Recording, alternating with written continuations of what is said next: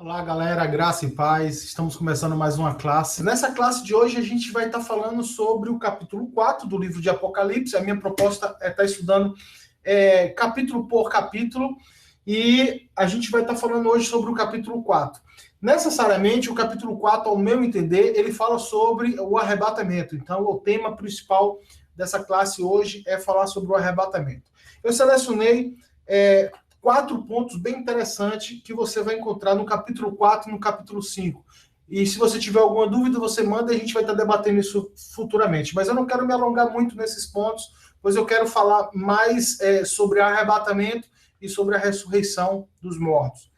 Alguns pontos interessantes no capítulo 4 e 5 são o seguinte. No capítulo 4, versos 6 e 7, a Bíblia descreve 4 seres viventes. Quem são esses 4 seres viventes? Eles são seres celestiais, são seres angelicais. Eu não sei exatamente qual seria essa ordem. Alguns falam que são serafins, outros falam que são querubins. Na verdade, é interessante porque cada um ele tem uma figura específica. Ele tem a figura do homem, do leão, ele tem a figura do cordeiro ou do boi, e ele tem uma figura da águia. Cada um representa uma dessas figuras. Interessante que cada uma dessas figuras representa também Jesus Cristo. Isso é exposto nos evangelhos, Mateus, Marcos, Lucas e João. Mateus revela Cristo como o leão da tribo de Judá. Lucas revela Cristo como o homem, o filho do homem. Marcos revela Cristo como o homem, o servo, o boi, o animal servo, o ser servo. E João apresenta Cristo como a águia. Então, esses 4 animais, ele tem essa figura. Esses 4 seres, eles estão, cada um de um lado, no trono de Cristo. Então, cada um, é como se cada um defendesse uma lateral do trono de Cristo. Você pode também ouvir mais sobre esses 4 seres viventes em Ezequiel, capítulo 1, verso 5. Outra figura interessante fala no verso 10 do capítulo 4, fala sobre os 24 seres, os 24 anciãos, perdão. Quem são esses 24 anciãos? Os estudiosos da palavra dizem que esses 24 anciãos representam a antiga aliança e a nova aliança.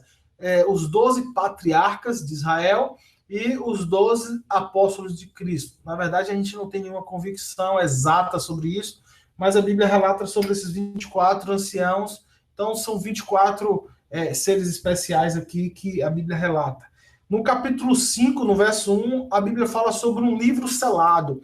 Deus, o Pai, sentado no trono com um livro na sua mão, um livro selado, e ninguém tem autoridade de abrir esse selo, até que surge Jesus Cristo, pega o selo da mão, pega o livro da mão do Pai e começa a abrir os selos. A gente vai estar estudando futuramente sobre os 7 selos, mas é interessante que a Bíblia fala sobre livros.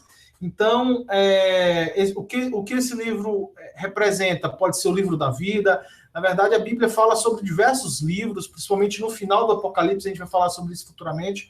A Bíblia fala sobre esses livros. Então, possa ser que seja o livro da vida. Eu tenho uma mensagem que eu prego sobre isso. O livro da vida que é aberto por Jesus Cristo nos últimos dias. O seu livro, tudo que você faz aqui na Terra será conhecido por Deus, já é conhecido por Deus, será conhecido por Deus e por todos. E um verso bem interessante, polêmico, é o verso 6 do capítulo 5, que fala sobre os 7 Espíritos de Deus. Como é isso? Existe a Trindade, o Pai, o Filho e o Espírito Santo, existem mais outros 7 Espíritos de Deus, o Espírito Santo é um, são 7, isso é um pouco meio confuso também. E esses 7 Espíritos de Deus, na verdade, são 7 manifestações do Espírito Santo. E você pode ver detalhadamente isso em Isaías capítulo 11, verso 2, que ele vai detalhando sobre o Espírito do Senhor, o Espírito de sabedoria, o Espírito de conhecimento. Então ele cita os 7 Espíritos de Deus ali em Isaías 11, 2. Amém? Então espero que isso venha estar clareando um pouco mais para você. Eu não quero me alongar nisso, mas se você tiver dúvida, manda um e-mail aqui para esse e-mail, itafsa@gmail.com. Amém? Então vamos lá, pessoal. Então, por que é que no capítulo 4 a gente fala sobre arrebatamento? independente da sua visão, se você é pré-tribulacionista, mesotribulacionista ou pós-tribulacionista, você precisa entender e encontrar o arrebatamento na Escritura. Então, muitos defendem essa passagem como a passagem do arrebatamento. Eu vou explicar por quê. Os pré-tribulacionistas defendem que existe uma cronologia. Eu já falei, eu sou pré-tribulacionista, porém eu não acredito muito na cronologia. Então, muitos dos que são pré-tribulacionistas, eles defendem que após o tempo da igreja, se cumpre aqui o capítulo 2 e 3, as eras da igreja cristã, que são os dias que nós vivemos hoje, começa o arrebatamento no capítulo 4 e no capítulo 6 a abertura dos selos. Então, muitos acreditam que existe essa cronologia correta, certinha. Eu acredito que a igreja não viverá a tribulação. Porém, eu não acredito nessa cronologia. Para mim, os selos já começaram a ser abertos e o arrebatamento ainda não aconteceu. Segundo o apóstolo Paulo, apenas uma coisa sucede à tribulação, os dias finais, a manifestação do anticristo. Então, eu vou até ler esse texto nessa classe de hoje, em Tessalonicenses, se não me engano. Cristo fala que os dias do anticristo, o arrebatamento ainda não aconteceu, porque o anticristo não foi manifesto. Então, dá-se a entender que o anticristo será manifesto depois do arrebatamento. Então, eu acredito nessa teoria. Eu sou pré-tribulacionista, acontecerá o arrebatamento, o anticristo será manifesto. Porém, eu acredito que os selos já foram abertos. Não vou aprofundar nisso quando eu for, na próxima aula, quando eu for falar sobre os 7 selos, eu vou explicar o porquê eu acredito nisso. Então, independente de que linha de pensamento você tem, pré-tribulacionista, mesotribulacionista ou pós-tribulacionista, é interessante você não perceber essa cronologia e entender que o capítulo 4 ele é bem explícito sobre o arrebatamento. Por quê? Vamos lá.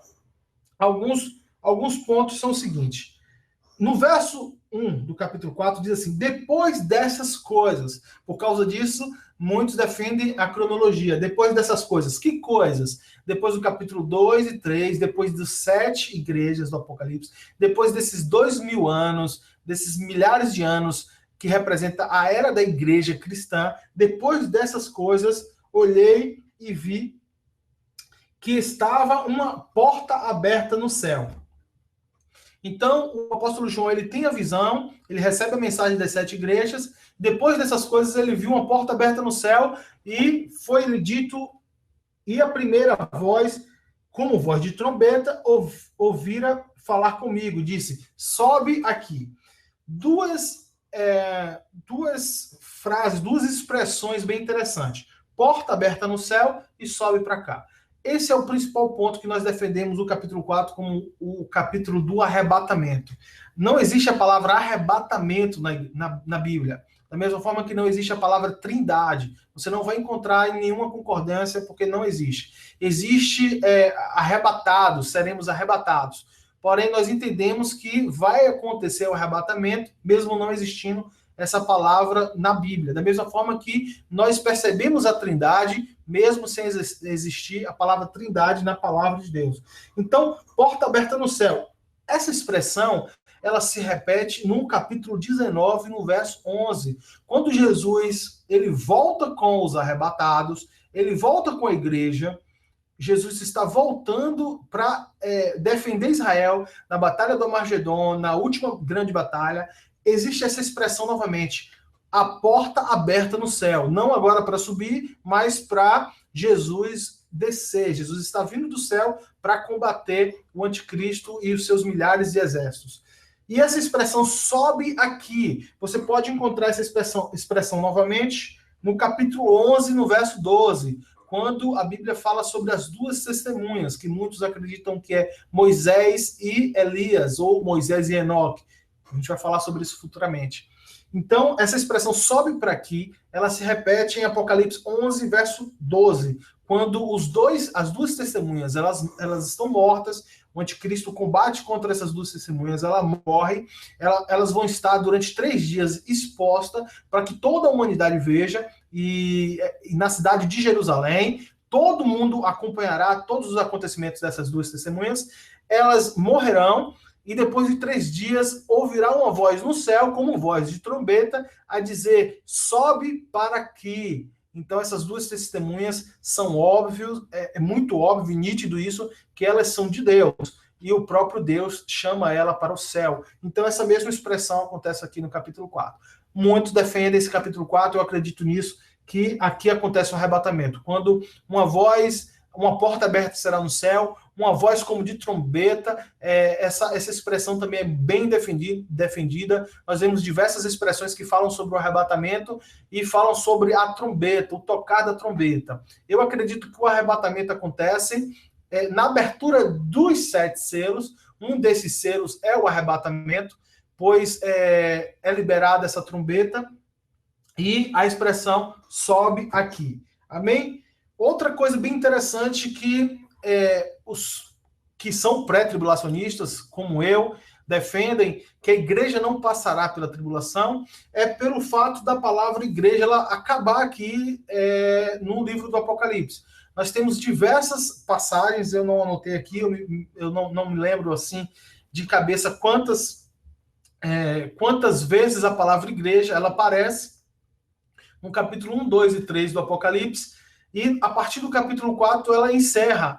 A palavra igreja ela só retorna no final, depois do capítulo 19. Então dá-se a entender que essa lacuna onde nós encontramos a palavra igreja no livro de Apocalipse, significa que a igreja não estará na terra durante esse período.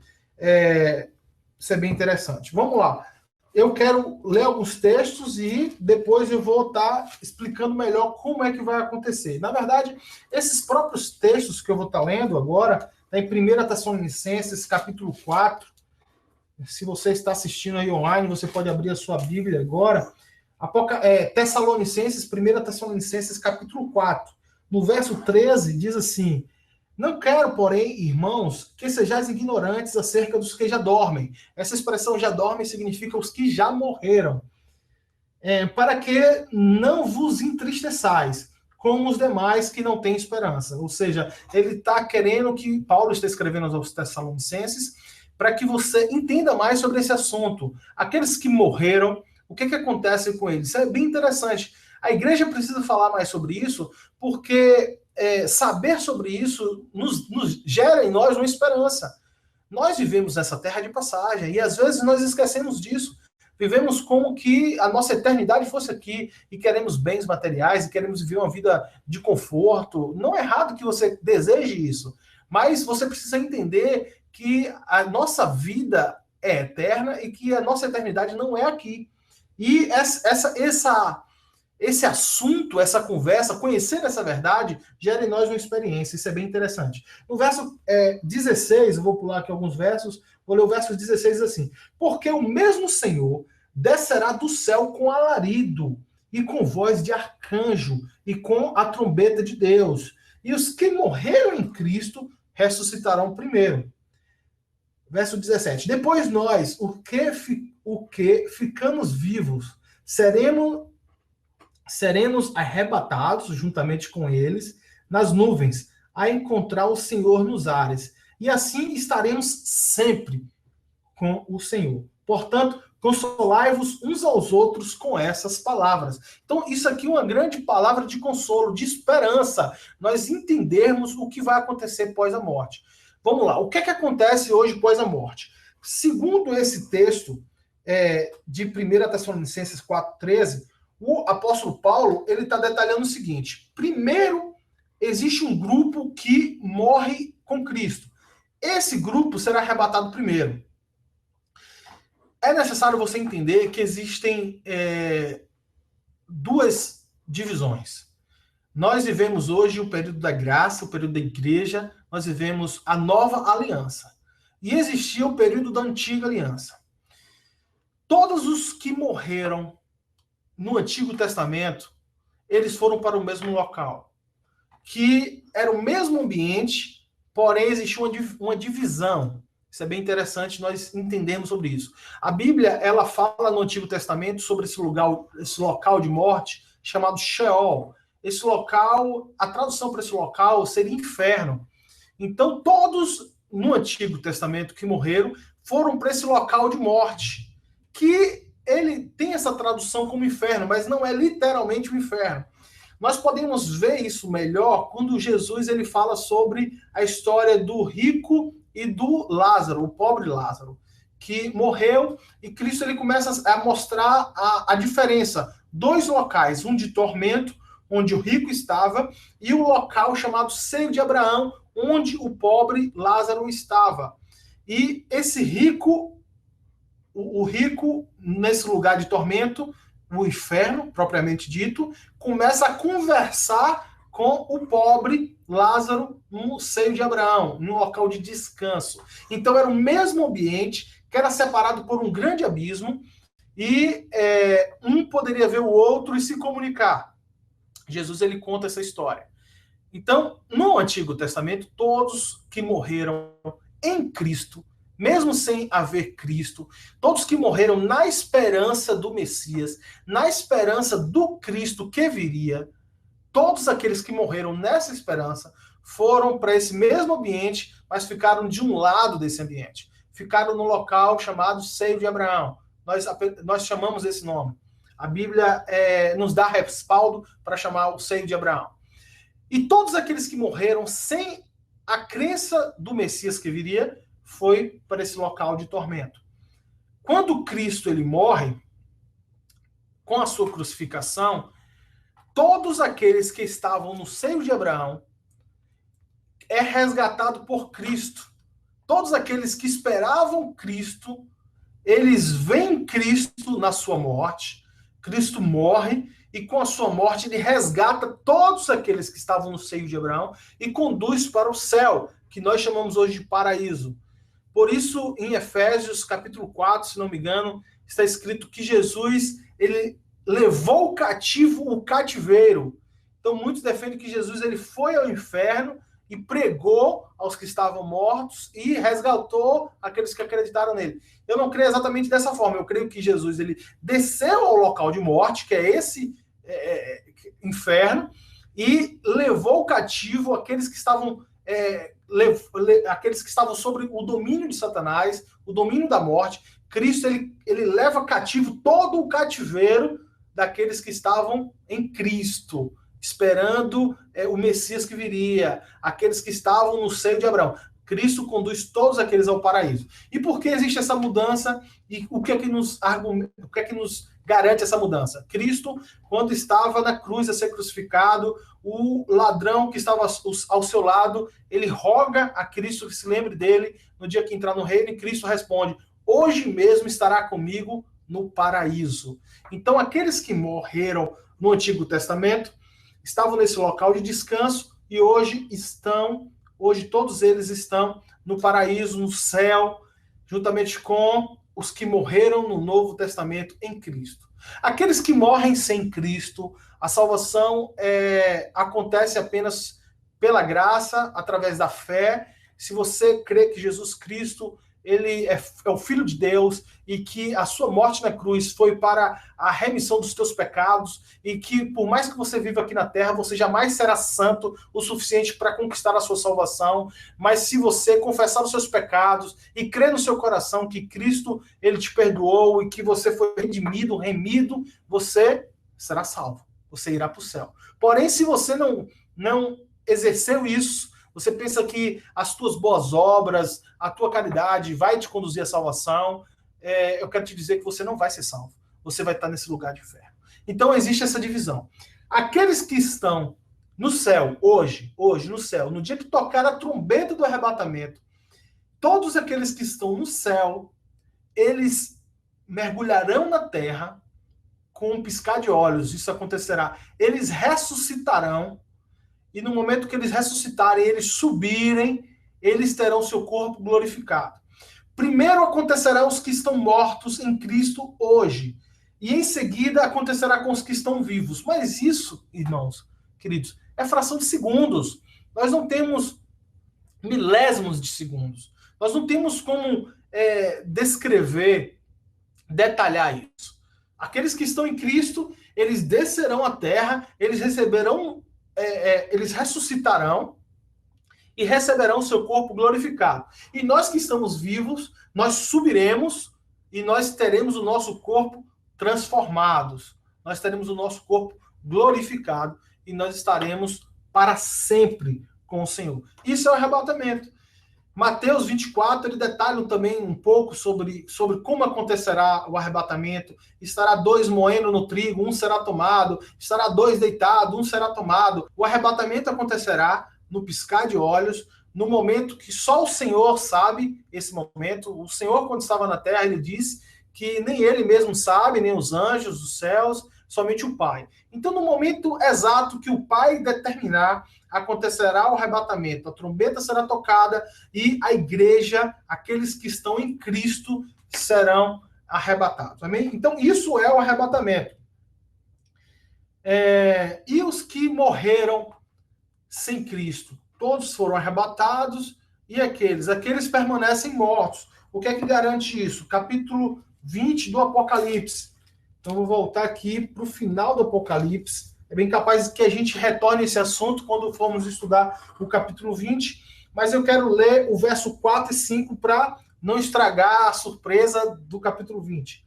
No capítulo 20, verso 4, diz assim: E vi tronos, e assentaram-se sobre eles aqueles a quem foi dado o poder de julgar. Esses que se assentaram nos tronos são os que são salvos, aqueles que morreram em Cristo e foram arrebatados, e aqueles que estavam vivos no dia do arrebatamento. E vi as almas daqueles que foram degolados pelo testemunho de Jesus e pela palavra de Deus, e que não adoraram a besta, nem a sua imagem, e não receberam sinal na testa, nem na mão, e viveram e reinaram com Cristo durante 1000 anos. Então, vamos supor que o arrebatamento acontece agora, nesse exato momento. Todos aqueles que morreram em Cristo no Antigo Testamento e todos aqueles que morreram em Cristo no Novo Testamento, até o dia de hoje, que estão no paraíso agora, eles descerão, ressuscitarão e serão transformados. E nós que estamos vivos, nós seremos transformados. Todos nós subiremos aos céus. Durante esse período que nós estaremos nos céus, diversas coisas acontecerão, a gente pode estar aprofundando sobre isso futuramente. Me perdoe porque eu sempre falo isso.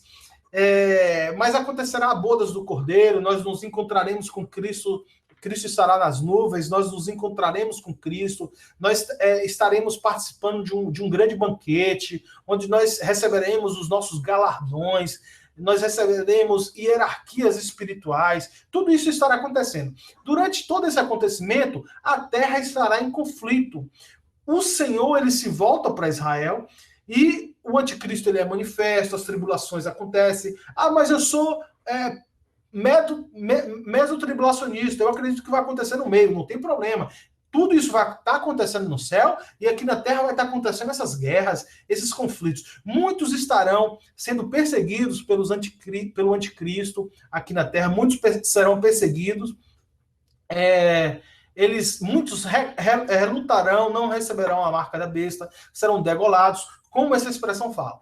Esses que morreram durante esse período da tribulação, eles automaticamente também farão parte desse celeiro de Deus.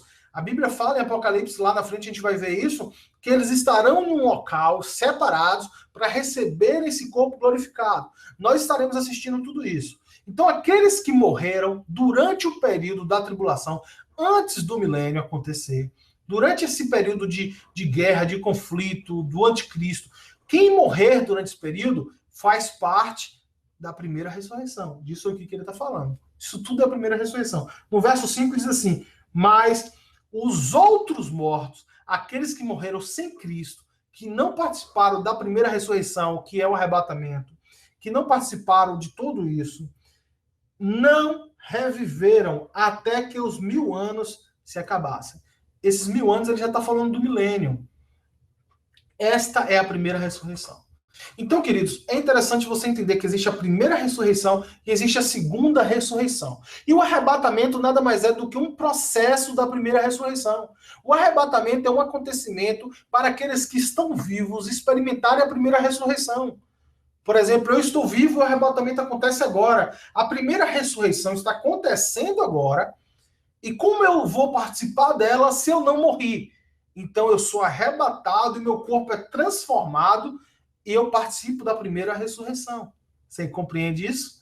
Somente um homem, somente um, até os dias de hoje, ele foi ressuscitado. Somente Jesus Cristo. Por isso que a Bíblia fala que ele é a primícia dos que dormem. Ele foi a primícia daqueles que morreram, o primeiro a ressuscitar.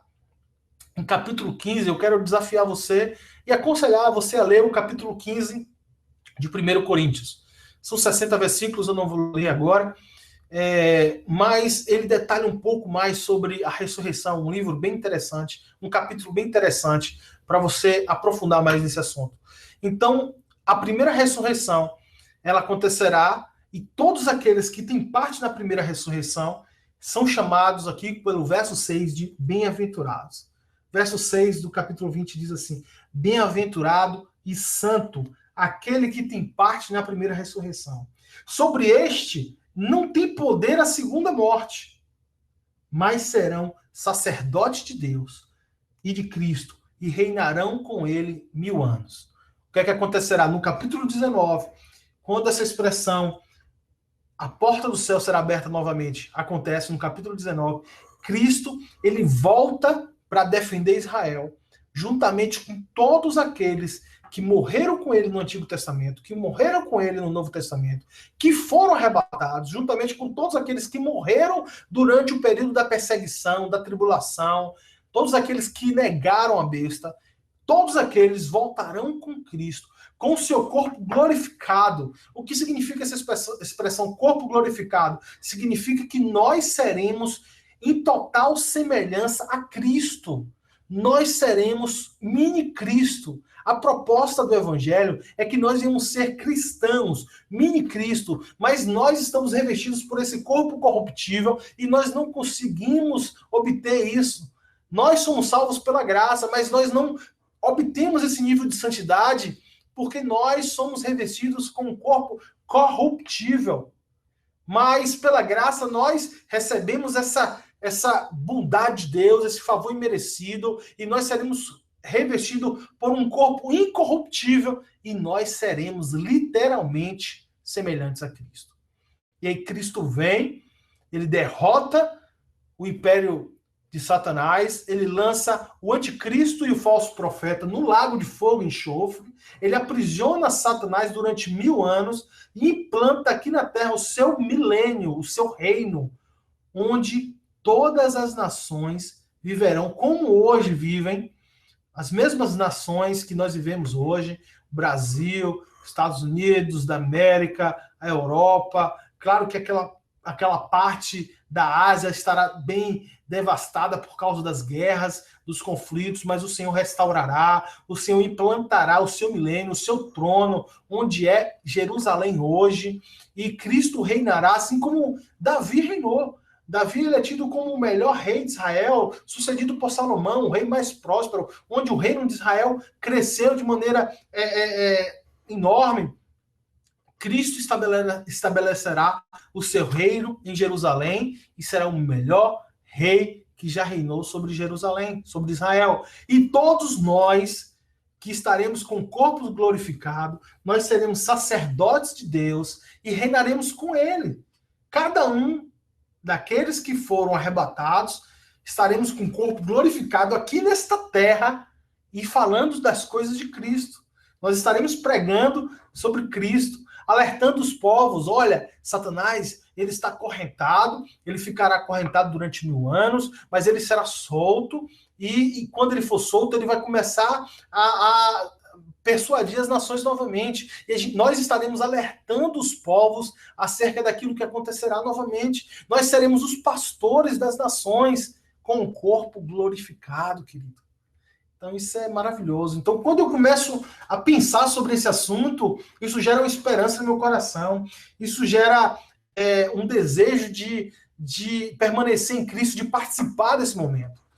Nós seremos como super-heróis, corpo glorificado, nós seremos semelhantes em Cristo. Então é isso. Primeira ressurreição, segunda ressurreição. E quando acontece a segunda ressurreição? Após esses 1000 anos, Cristo reinará e nós reinaremos com ele. após esses mil anos, o Satanás será solto novamente, e ele vai persuadir as nações da terra novamente, e as nações da terra se levantará contra Jerusalém, contra Jesus Cristo, e haverá uma grande batalha, a batalha final, onde tudo será aniquilado, e o Senhor, ele julgará todas as nações. A gente vai aprofundar nisso no capítulo 20, a partir do verso 11, que fala sobre o juízo final. Esse juízo final, ele fala sobre a segunda ressurreição. Aqueles que participam da segunda ressurreição, é aquela passagem de Mateus 25, acredito que a partir do verso 31, onde Jesus ele fala que ele colocará à sua direita as ovelhas e colocará à sua esquerda os bodes, e julgará toda a terra. Isso acontece na segunda ressurreição. Então, é isso. Arrebatamento e ressurreição nada mais é do que a vida eterna. Essa proposta que o Senhor tem para a tua vida.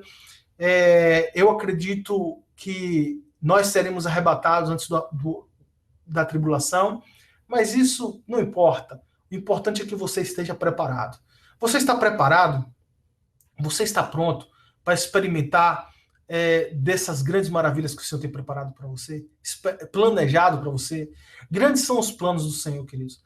Eu sonho com esse dia. Eu sonho com um dia em que o Senhor implantará o seu milênio aqui na Terra, onde nós viveremos sem acusação de Satanás. Nós viveremos sem as tentações das trevas. Você consegue imaginar uma vida, um dia, uma hora da sua vida sem ataques demoníacos? Você consegue imaginar isso? Quão grandioso é? Nós viveremos como foi no Éden. Nós seremos homens de tal grandeza em Deus e nós seremos semelhantes a Deus. Então, eu espero esse momento, eu sonho com esse dia e é isso que gera a esperança no meu coração para que eu continue, para que eu prossiga. Eu espero esse momento. O dia em que o Senhor implantará o seu milênio aqui, nessa terra. E nós seremos sacerdotes de Deus e reinaremos com Ele durante 1000 anos e teremos um corpo glorificado. Isso é maravilhoso. Amém? Espero que essas palavras possam gerar vida no seu coração, esperança. Não sejam ignorantes para aqueles que já dormem. Aqueles que morreram em Cristo, nós nos reencontraremos com eles novamente e nós estaremos juntos nesse milênio. Amém? Esteja pronto, esteja preparado. Pela fé você é salvo, através da graça, e em um piscar de olhos tudo acontecerá. Amém? Deus abençoe a sua vida.